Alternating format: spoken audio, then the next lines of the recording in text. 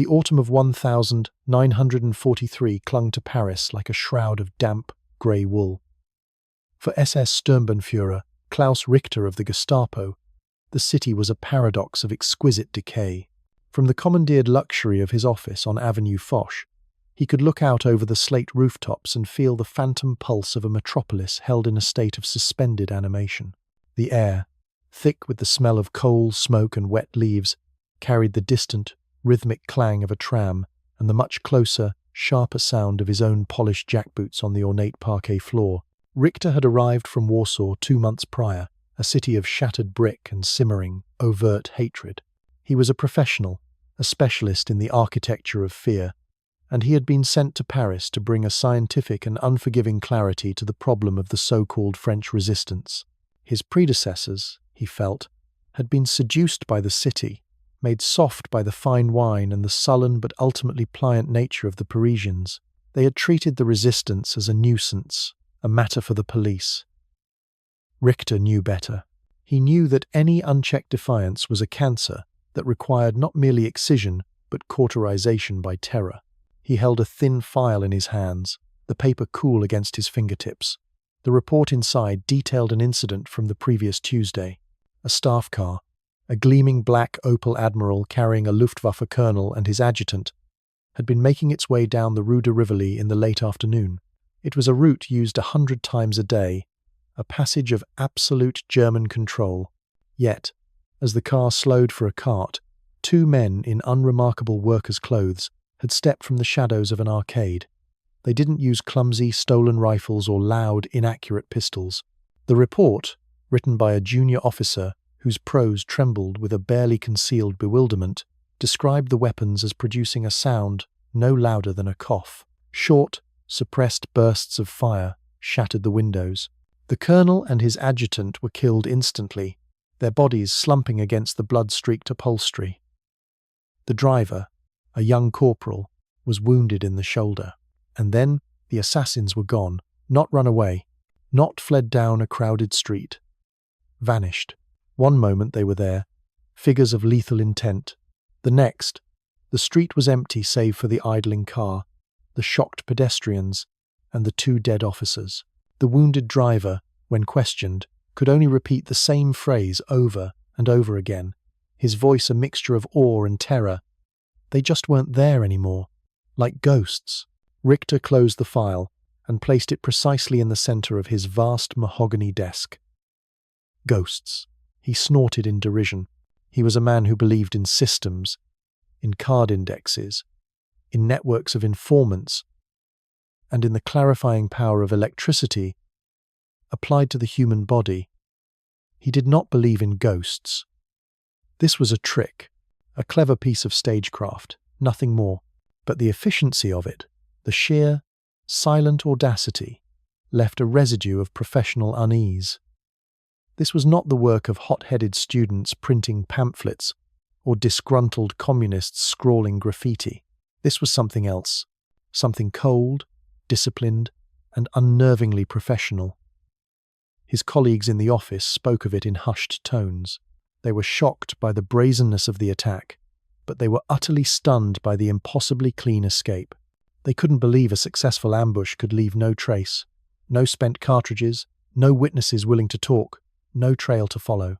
Richter, however, saw it not as magic but as a problem of methodology, a problem he was uniquely qualified to solve.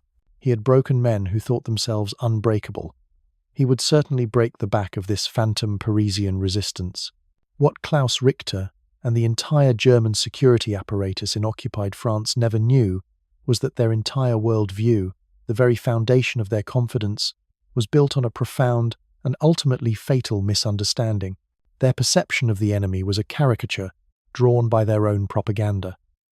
For years, the speeches of the Führer and the articles curated by Dr. Propaganda, Goebbels had painted a picture of their foes as decadent, weak, and racially impure.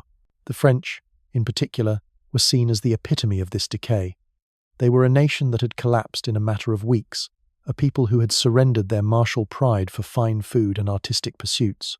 The Nazi high command genuinely believed the French spirit was broken, that they were a people fit only for subservience, incapable of mounting any serious, organized opposition. The early acts of resistance only confirmed this bias. Scattered, poorly planned, and brutally suppressed, these desperate acts of defiance were dismissed as the death throes of a defeated nation. The idea that this same population could produce assassins who moved like smoke and killed with the precision of surgeons was, to the German mind, simply laughable. It was a logical impossibility. Their methods of control were based on this contemptuous assessment. The Gestapo operated with a playbook perfected in the political battlefields of Germany and the occupied territories of the East. Their power rested on two pillars: information and terror. They meticulously cross-referenced records, tracked ration cards, and monitored communications. They cultivated a vast and pervasive network of French informants, the mouchards, who, for money, ideology, or self-preservation, would sell out their countrymen for the slightest infraction. Above all, they wielded fear as their primary instrument of policy. The midnight knock, the black Citroën idling at the curb, the stories that filtered out from the torture chambers at 84 Avenue Foch, these were the tools they used to atomize society, to turn neighbors against each other, and to make the very thought of resistance a terrifying prospect. They believed that no secret could withstand the application of sufficient pressure, that no network could survive the treachery of a single weak link. They were men who saw conspiracy as a science, and they were the undisputed masters of that science. They were entirely unprepared for an enemy that was not playing by their rules, an enemy that was, in fact, playing an entirely different game, unseen by Richter. Thousands of miles away in the bustling, confident capital of a nation the Germans had profoundly underestimated, a new doctrine of warfare was being forged. From a cluster of unassuming office buildings in Washington, D.C., General William Wild Bill Donovan was executing a mandate from President Franklin D. Roosevelt that was as simple as it was audacious: to set Europe ablaze with the fires of insurrection. Donovan's organization, the Office of Strategic Services, or OSS, was the institutional embodiment of a uniquely American approach to the problem. The German High Command laughed at America as a nation of shopkeepers, a mongrel culture obsessed with money and movies, lacking the warrior spirit of the Reich. They saw its industrial might as something that produced cars and refrigerators, not something that could be weaponized into a new form of asymmetric warfare. They were about to be proven catastrophically wrong. The American policy was not about inspiring romantic acts of doomed defiance. It was a cold, calculated strategy, rooted in the nation's industrial genius and its pragmatic, problem-solving mindset. If you couldn't land an army in France just yet, you would build one there in secret. You would apply the principles of mass production and technological innovation, not just to tanks and bombers, but to the very tools of subversion and assassination. While the Gestapo was hunting for clumsy, bolt-action rifles, the OSS was airdropping pallets of brand-new M1 carbines and Thompson submachine guns. But it was the specialized equipment that truly represented a leap in evolution that the Germans simply couldn't fathom. They were looking for men with bulky, crackling radios that took hours to set up and transmit. They had no conceptual framework for the Joan Eleanor, a suitcase-sized radio set that allowed an agent on the ground in Paris to speak in real time to a high-flying mosquito bomber overhead, a conversation utterly undetectable by German direction-finding equipment. It was science fiction made real. They were searching for caches of volatile, unreliable dynamite. They couldn't conceive of plastic explosives like Composition C, a putty-like substance that was stable, powerful, and could be molded to look like a lump of coal or a bar of soap. They dispatched patrols to hunt for assassins, never dreaming that the Americans were sending pre-packaged kits containing a high-standard HDM, .22 caliber pistol, a weapon so effectively silenced that its report was quieter than the sound of its slide cycling, alongside a single-shot, concealable Liberator pistol, crudely stamped from sheet metal for the sole purpose of killing a sentry and taking his weapon. This was not resistance as the Germans understood it. This was America's industrial might, its engineering prowess, and its sheer, overwhelming wealth, distilled into a form that could be dropped from a night sky in a simple steel canister. The French partisans were the courageous users of these tools, but the tools themselves, and the system that delivered them, were a projection of a power the Gestapo never knew existed. Klaus Richter, in his Parisian office, was a master of a dying age. A man using a scalpel to fight an enemy who was being armed with a laser. He was hunting for men, when he should have been looking for the invisible fingerprints of an industrial giant. In the weeks that followed, Klaus Richter implemented his own brand of scientific order. Paris was a city of nearly 3 million souls, a vast organism whose arteries and capillaries were the winding medieval streets and grand boulevards. To control it, he reasoned, one simply had to constrict those arteries. He tripled the number of random checkpoints, turning a simple cross-town journey into a nerve-shredding ordeal of document checks and intrusive questions. His men, the cold-eyed professionals of the Sicherheitsdienst and the grey-uniformed thugs of the Gestapo, became a constant, menacing presence. He expanded his network of informants, sweetening the pot with extra rations, money, and the most valuable commodity of all, protection. He had dossiers compiled on thousands of Parisians, creating a web of data that cross-referenced relationships, political leanings, and past associations. In his mind, he was building a vast, logical machine. Any anomaly, any act of resistance, would create a disturbance in this system, a ripple that his machine would detect, locate, and crush. His initial successes seemed to validate his methods. A cell of communist students, printing anti-German leaflets in a Latin Quarter basement, was swiftly located and liquidated. An elderly retired army officer attempting to organize a network of couriers was betrayed by his own concierge and taken away one rainy morning, never to be seen again. Richter would review the reports of these minor victories with a grim sense of satisfaction. They confirmed his prejudices. This was the true face of the resistance. Amateurish, sentimental, and fatally incompetent. The incident with the Luftwaffe colonel, he concluded, must have been a fluke. A single, well-planned operation carried out by a uniquely skilled team that had likely already fled the city or gone to ground. He and his senior officers would discuss it over glasses of requisitioned cognac, laughing at the idea that the French were capable of any sustained, effective campaign. They underestimated their enemy because their entire ideology was built upon that underestimation. They couldn't conceive of an opponent who was not only their equal in discipline and ruthlessness, but who was being armed by a force that rendered their own material advantages obsolete. The perfect opportunity to prove his theory and re-establish the primacy of fear came in early November. Intelligence, squeezed from a captured courier who had broken under interrogation, pointed to a critical resistance operation. A team of saboteurs was planning to disable the main switching station for the Wehrmacht's northern Paris telephone exchange. The station was housed in the sub-basement of a drab, 4-story postal sorting office on the Rue de Faubourg Saint-Denis, a bustling working-class street crowded with shops and bistros. It was a target of immense strategic value, and its destruction would cripple German communications for days. For Richter, it was the perfect trap. The target was fixed, the location known. He could surround it, seal it off, and wait for the mice to walk into his steel-jawed snare. He personally oversaw the preparations, a meticulous exercise in German thoroughness. His best men, a mix of plainclothes, Gestapo agents, and SS troopers from the Leibstandarte division, were seeded throughout the area. They sat in parked cars, lounged in cafes reading newspapers, and took up positions on the rooftops overlooking the street. Every alleyway was watched. Every sewer grating was noted. The postal building itself was a fortress, with extra guards posted inside. Richter was so confident of the outcome that he established his command post in an apartment directly across the street, affording him a perfect view of the building's entrance.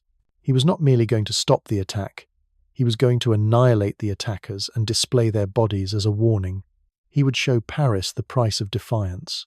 He and his men waited, their arrogance a palpable force in the chilly air. They were hunters, patiently waiting for their slow, predictable prey. They were about to be shocked by the arrival of a predator they never knew existed. The collision came not with a bang, but with a series of quiet, almost insignificant events. Just after 10 p.m., as the street traffic thinned, a city maintenance truck, a common Citroën U23, rumbled down the street and parked 50 yards from the postal office. Two men in blue overalls got out, placed a warning barrier around an open manhole cover, and began methodically feeding a thick cable into the darkness below. They were completely unremarkable, blending into the city's nocturnal rhythm. Richter's men noted them, but dismissed them. They were looking for furtive figures in trench coats, not municipal workers. A few minutes later, a young couple strolled past the postal building, arms linked, laughing softly. They paused under a gas lamp to light a cigarette, the brief flare of the match illuminating their faces. They were just another pair of lovers in a city famous for them. No one noticed the almost imperceptible nod the man gave towards the building's entrance, or the way the woman's gaze lingered for a fraction of a second on the darkened windows of Richter's command post. The moment of impact was a masterpiece of coordinated, technologically fueled violence that shattered the Germans' reality. From the sewer below the street, the workers attached a device to the main communication trunk line leading into the building, not an explosive, but a high-frequency induction transmitter, an OSS device that flooded the German telephone lines with a crippling blast of static, rendering them useless for communication. At the exact same instant, the lovers separated. The man dropped a small metallic object that looked like a fountain pen into a rubbish bin near the front door. As he and the woman quick-fired, suppressed rounds from their high-standard pistols, killing the two SS guards at the entrance before the men even had a chance to raise their rifles. The sound was so minimal, a flat foot, barely audible over the city's hum, that the rooftop spotters didn't even react at first. Simultaneously, the object in the bin erupted not with a fiery blast, but with a dense, instantaneous cloud of thick white smoke, a chemical mixture designed specifically to obscure vision and choke the air. The trap had been sprung, but not on the resistance. It had been sprung on the Germans. For the men under Richter's command, the world dissolved into chaos and disbelief. The spotter on the roof opposite the building, a young SS corporal named Hans, stared in stunned confusion. He saw his comrades at the door simply drop, their bodies crumpling without a sound. Before he could process what had happened, the street below was swallowed by an impenetrable white fog. His radio was dead, filled with a deafening screech. He screamed a warning that no one could hear. The Gestapo agents in the cafes rushed out into the street, only to be met by the blinding smoke and the terrifyingly quiet lethality of the resistance team. They couldn't believe what was happening. They fired their own weapons into the smoke, the loud reports of their Mausers and Lugers sounding panicked and chaotic against the disciplined silence of their opponents. They were shooting at ghosts. Bullets came from the fog, striking men with deadly accuracy, but they could see no muzzle flashes, hear no reports. It was as if the air itself had turned against them. Their superior numbers, their heavy weapons, their carefully laid plans, all were rendered useless. They were fighting an enemy they couldn't see, couldn't hear, and couldn't understand. Inside his command post, Richter was a statue of fury and frustration. He watched the scene unfold through his binoculars, his knuckles white as he gripped them. He saw his men falling. He saw the smoke. He tried to issue orders into his field telephone, only to be met with the same impenetrable static that had deafened his entire network. His perfect machine had been dismantled in seconds. It was a systematic decapitation of his command and control. He was blind, deaf, and helpless. The sheer, stunning efficiency of the enemy was a physical blow. This wasn't a gang of thugs. This was an elite military unit. The immediate aftermath was an eerie, stunned silence, broken only by the groans of the wounded Germans and the distant sound of a city that was utterly oblivious to the miniature battle that had just taken place. The smoke, having done its job, dissipated as quickly as it had appeared, revealing a scene of carnage. 10 German soldiers and agents lay dead or wounded on the pavement. The entrance to the postal building was secure. The attack on the exchange itself never even took place. The primary goal had been to lure Richter's forces into a kill box and demonstrate the resistance's newfound capability. And of the attackers, there was no sign. The lovers were gone, swallowed by a side street. The maintenance truck was gone. The manhole cover was back in place. It was as if they had been phantoms conjured from the night air. The street was littered with German shell casings, but not a single one from the attackers' weapons. They had vanished into thin air, leaving behind only dead Germans and a profound, terrifying mystery. Klaus Richter strode down into the street, his face a mask of controlled rage. He looked at the terrified faces of his surviving men who were trained to be the unshakable enforcers of the Reich. He saw in their eyes the same thing he felt in his own gut, the ice-cold touch of a new and incomprehensible fear.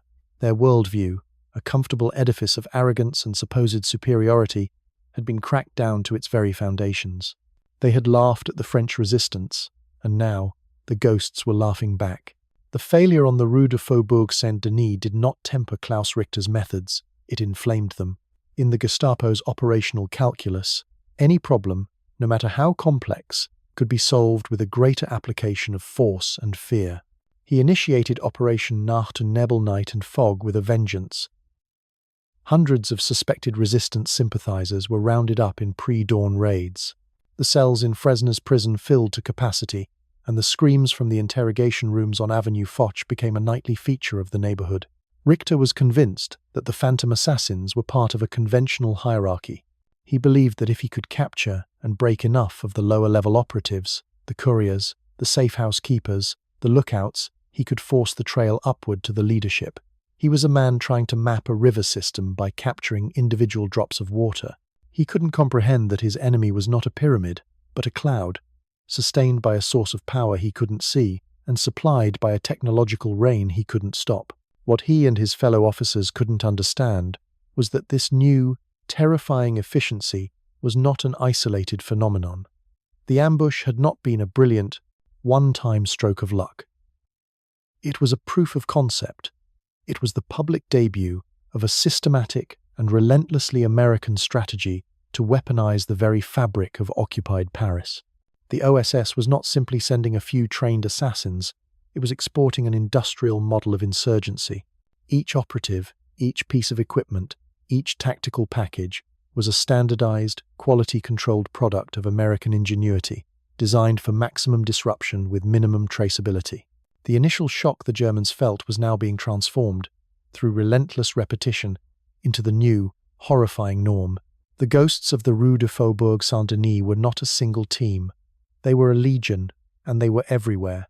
A case study in this new reality unfolded 2 weeks later, not in a grimy industrial street, but in the opulent heart of German-occupied high society. Obersturmbannführer Erich von Strass, a senior officer in the Abwehr, Germany's military intelligence, was a man who enjoyed the spoils of victory. He held a permanent suite at the Hotel Ritz on the Place Vendôme, a bubble of gilded luxury insulated from the grim realities of the occupation. His routine was precise and public, a display of conqueror's confidence. Every Thursday evening he dined at Maxim's, always at the same table. On the evening of November 18th, as he was savouring a glass of Chateau Lafite, a waiter he had never seen before approached his table. The man was slender, unobtrusive, and moved with a practiced grace. He leaned in, as if to ask a question about the meal, and in that instant, a single, soft cough was heard. Von Strass stiffened, a look of profound surprise on his face, before slumping forward onto the white linen tablecloth, a dark stain spreading from beneath his chest. For a moment, no one reacted. The sound was so quiet, so out of place amidst the clinking of silver and the murmur of conversation, that the other diners, a mix of high-ranking German officers and their French collaborators, simply stared, confused.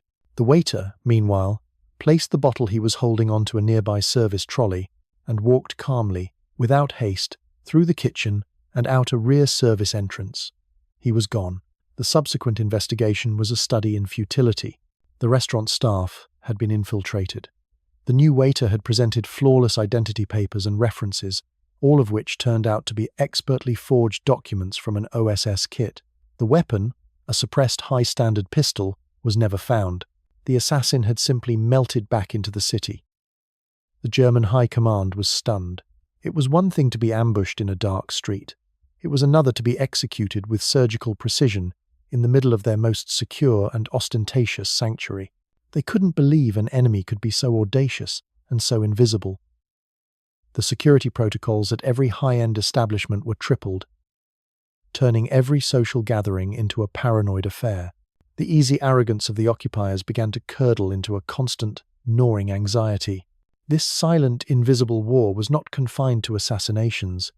It struck at the very sinews of the German war machine.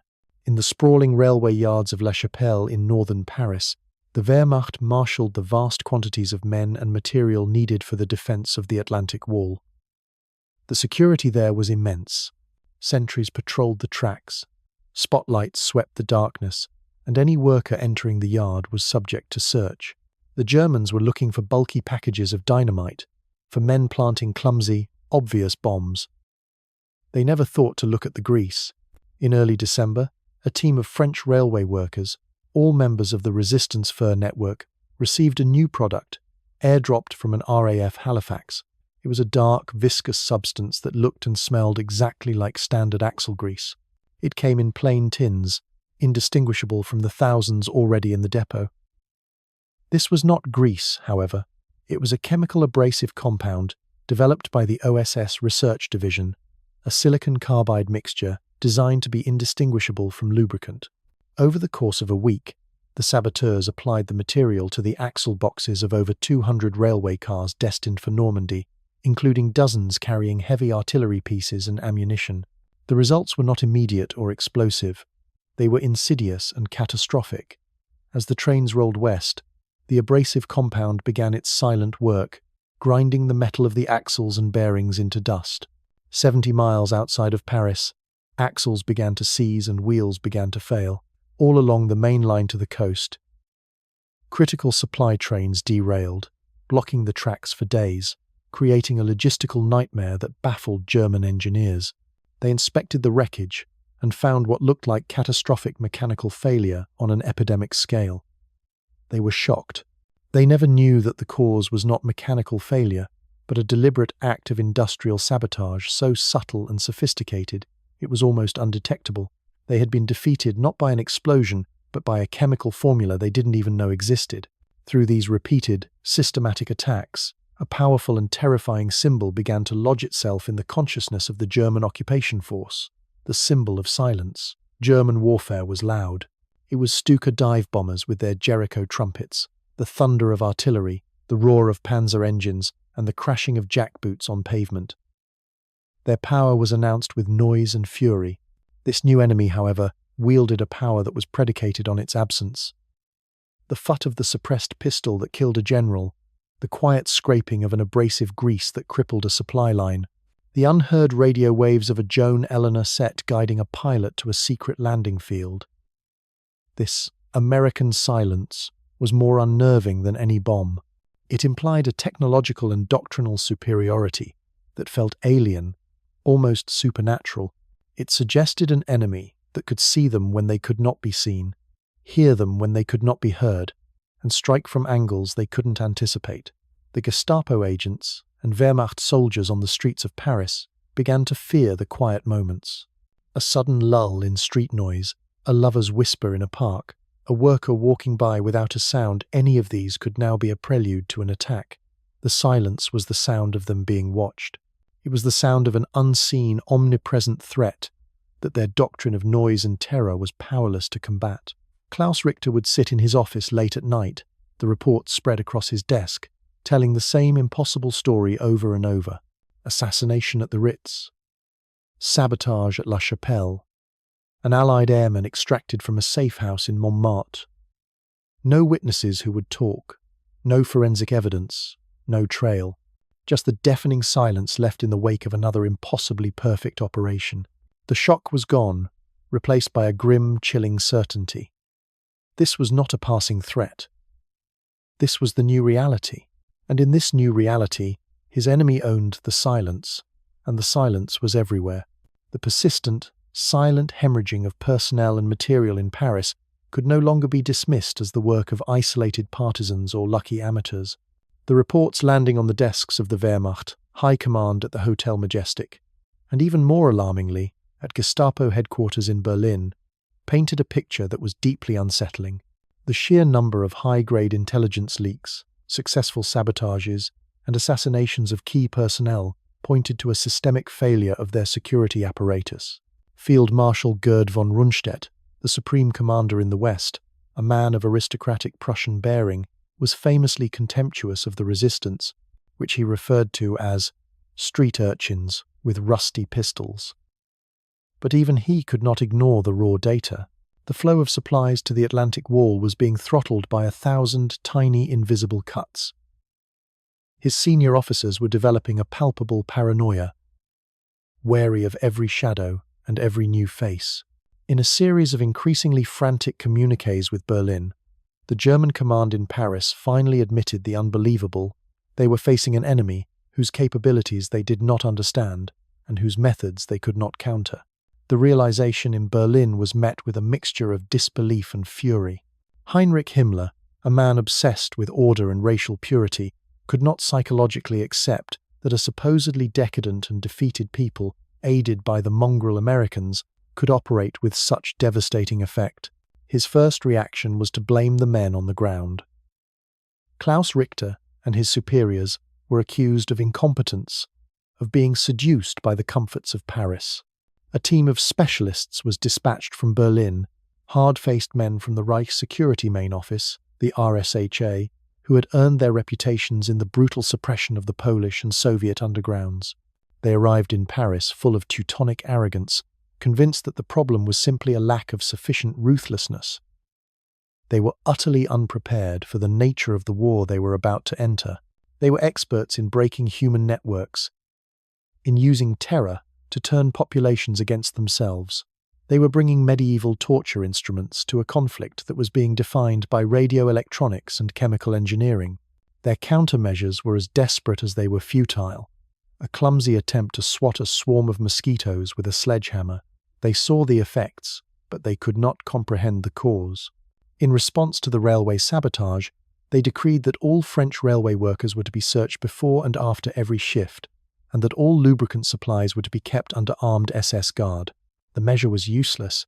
The OSS had already anticipated this and had moved on, supplying new tools.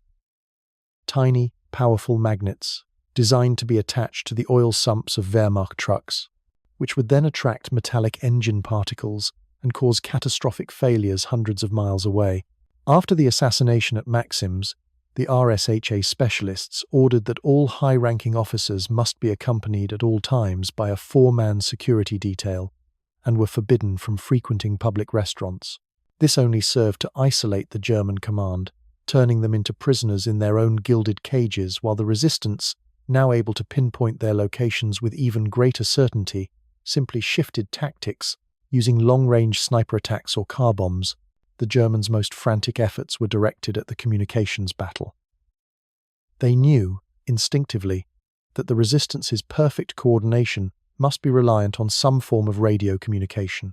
They brought in their most advanced Funkmesswagen, mobile direction-finding vans that patrolled the city day and night, their large loop antennas rotating slowly, hunting for the telltale spike of a clandestine transmission.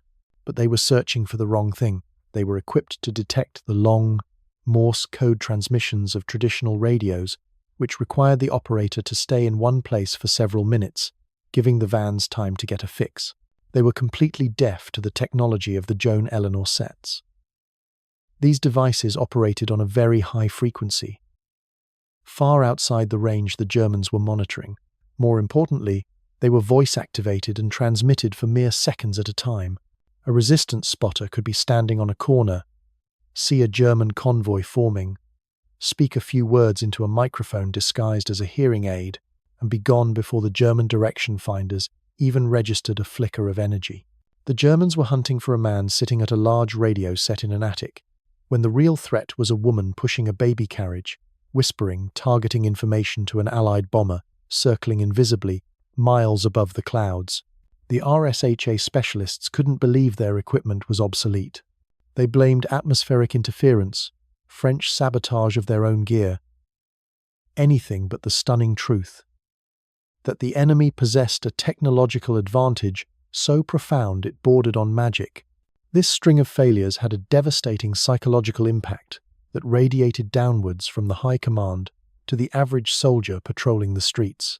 The initial confidence and arrogance of the German occupier, the strut of the master race walking among a conquered people, began to evaporate. It was replaced by a corrosive, creeping paranoia.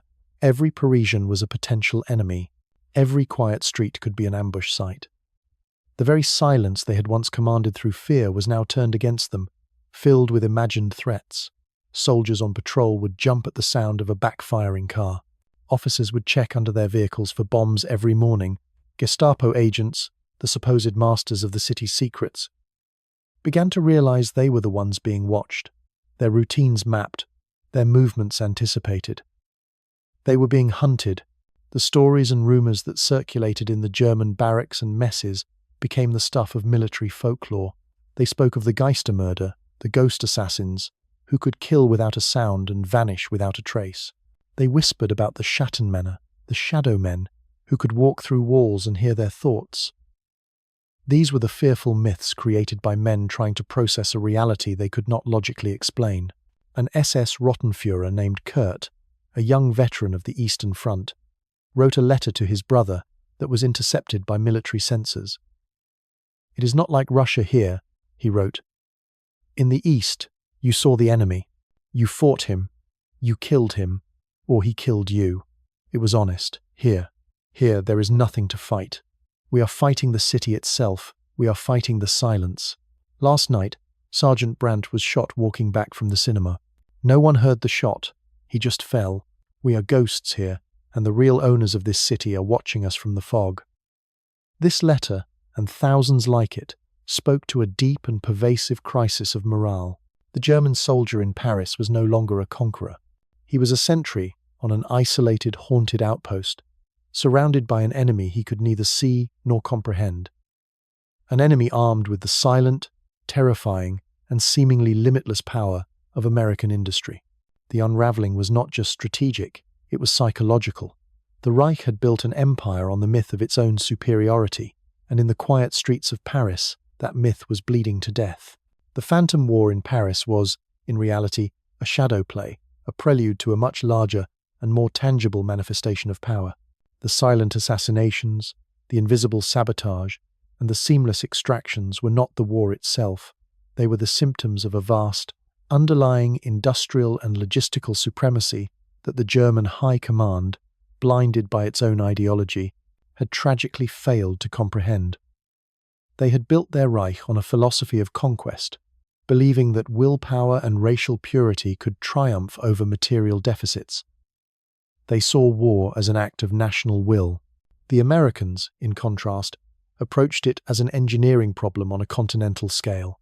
While the Gestapo was meticulously cataloguing human weakness, the United States was weaponizing its entire economic and intellectual infrastructure, from the chemical laboratories at DuPont to the production lines of Detroit. The silent pistol that executed an officer in Maxim's was not just a gun, it was a product of advanced metallurgy and acoustic science. Mass, produced with the same efficiency as a Ford automobile, the abrasive grease that crippled a German supply train was the result of a research and development pipeline that treated subversion as a scientific discipline.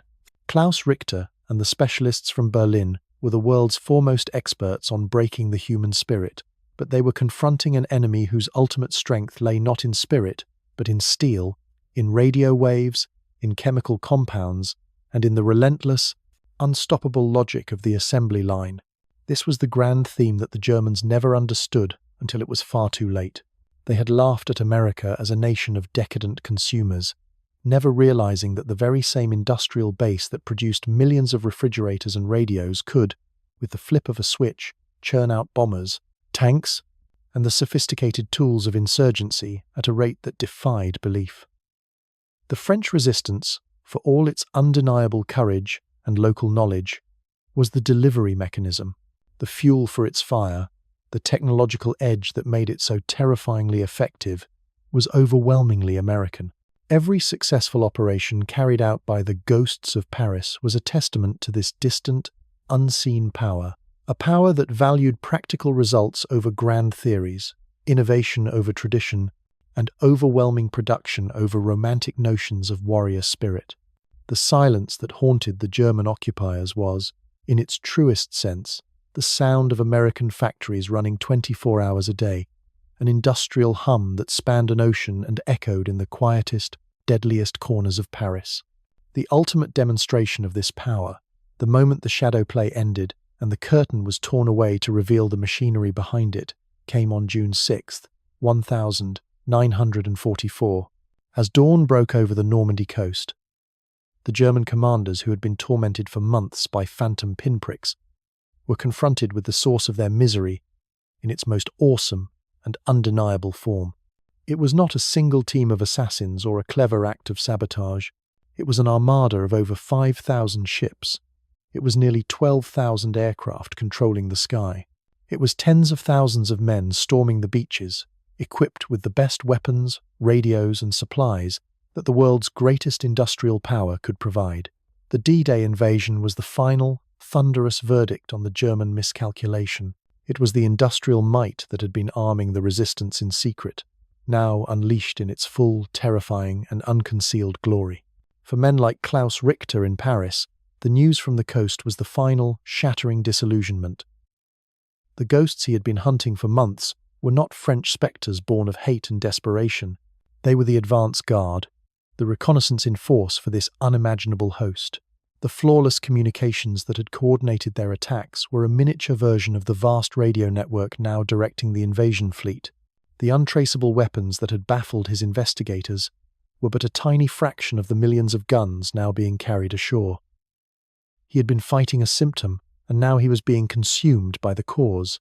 In the weeks that followed, as the Allied armies smashed their way through the German defences, the resistance in Paris, armed and emboldened, rose up in a final, open insurrection. The silence was over, replaced by the roar of open battle in the streets of the capital. The Germans, their morale broken and their supply lines severed, were fighting a war on two fronts, against the Allied armies at their gates and the citizen army within their walls. In the end, the American victory was not just industrial, it was moral. The Nazi ideology was based on the subjugation of others, on the belief in a master race destined to rule over inferiors. It was a philosophy of control, enforced by fear. The American approach, embodied by the OSS and the Lend-Lease of insurgency, was to empower others to fight for their own liberation. It was a strategy of enablement, providing the tools of freedom to those willing to use them. The Germans were shocked that the French would fight so effectively because they fundamentally could not comprehend a worldview where a great power would entrust its best technology to an occupied people, betting on their shared desire for liberty. Klaus Richter's final days in Paris, before he fled the city with the remnants of the German garrison, must have been a time of profound and bitter reflection. The great, orderly system he had tried to impose had been dismantled by a force that followed a different, more powerful logic. He had been a jailer, but his prisoners had been armed by an unseen benefactor who didn't just have the keys to the prison but owned the factory that made the steel for the locks. He had tried to master Paris with fear and file cards, only to be defeated by the quiet hum of a distant dynamo, a symbol of a nation that had turned the arts of peace, mass production, innovation, and commerce into the most devastating instruments of war the world had ever seen.